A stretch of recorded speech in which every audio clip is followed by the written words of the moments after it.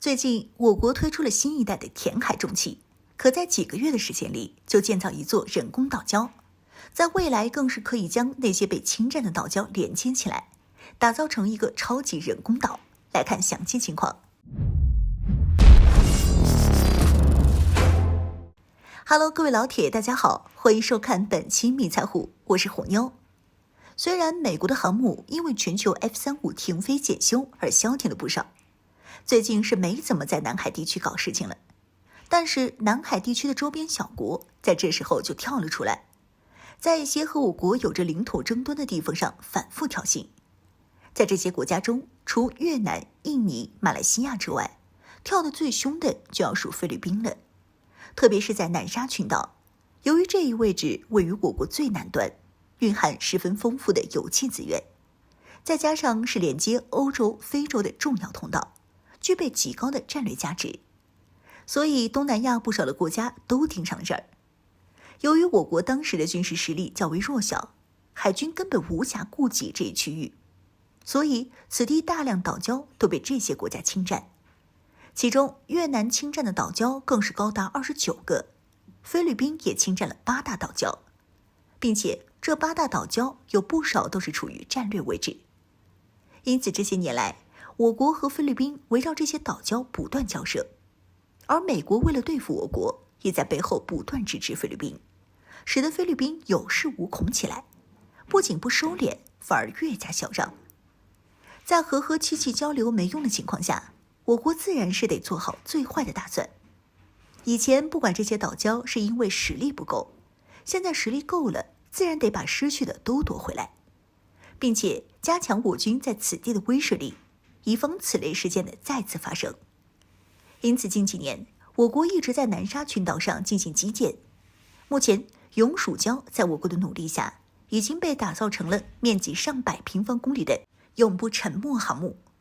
不过为了打造这个永不沉没的航母，我国也是付出了10多年的努力才实现这一步。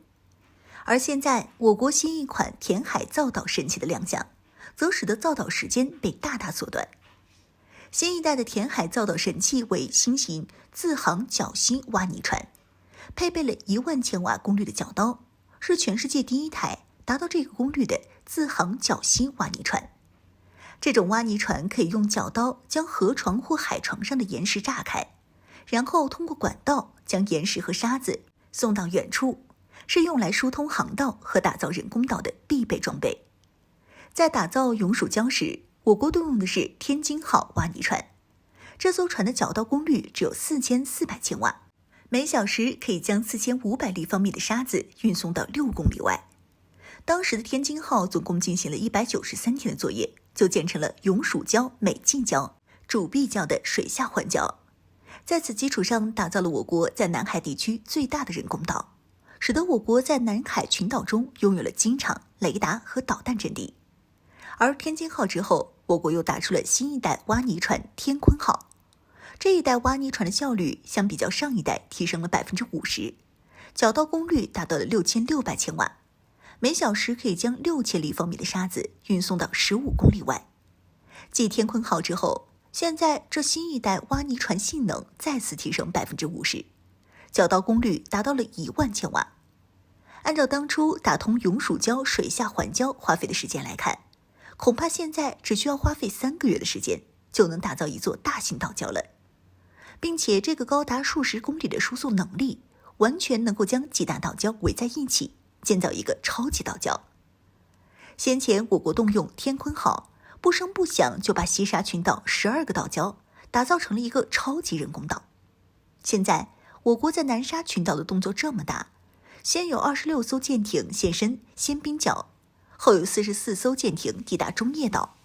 连海军驱逐舰都已潜出抵达，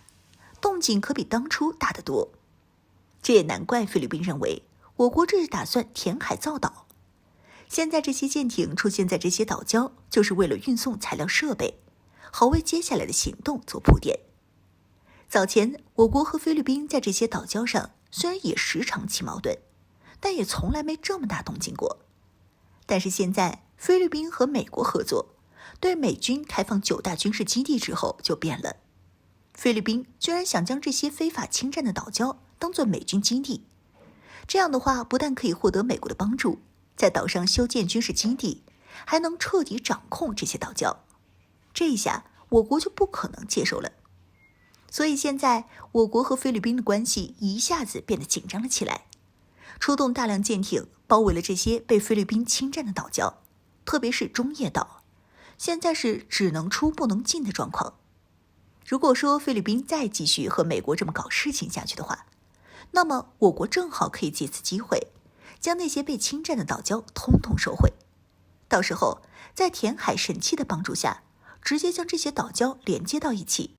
打造成一个超级人工岛，直接让解放军能够在此地常驻，彻底解决南海地区的主权问题。